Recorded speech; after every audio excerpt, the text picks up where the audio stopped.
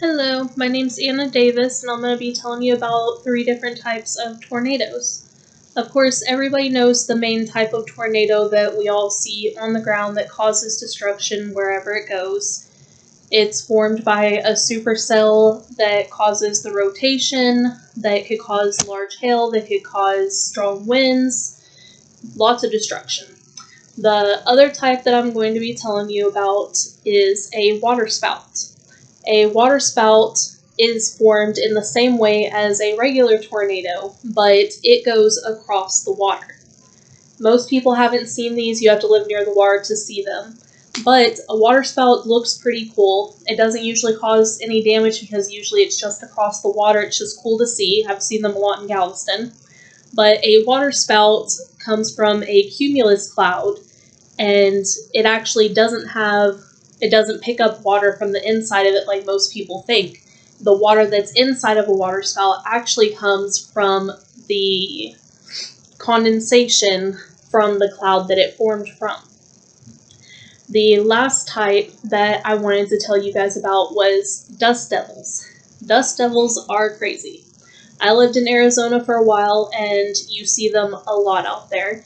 A lot of times you'll see dust devils forming where there's giant open dirt plains, areas like that.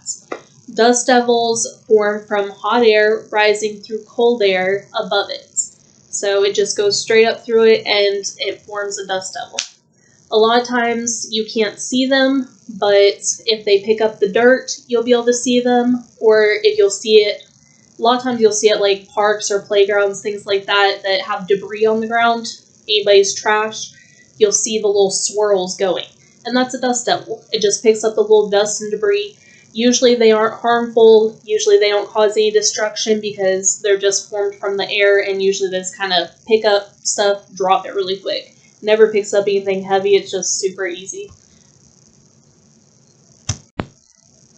So I'm sure a few of you guys remember a few years ago here in Texas, we had in Dallas some really bad storms that came through, and that was a really bad supercell. So that supercell formed, and it was major destruction in Dallas. It picked up semis. I've never seen picked up semis before, but it picked up semis and it threw them through the air like they were just pieces of paper wad up, nothing.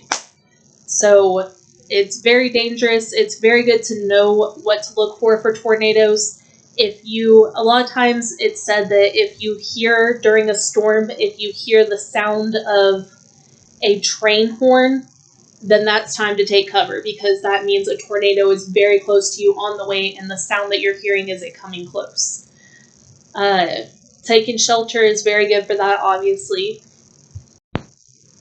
But a lot of people have a lot of curiosity when it comes to tornadoes, and their first instinct is to run to a window and try to look out the window to see a tornado.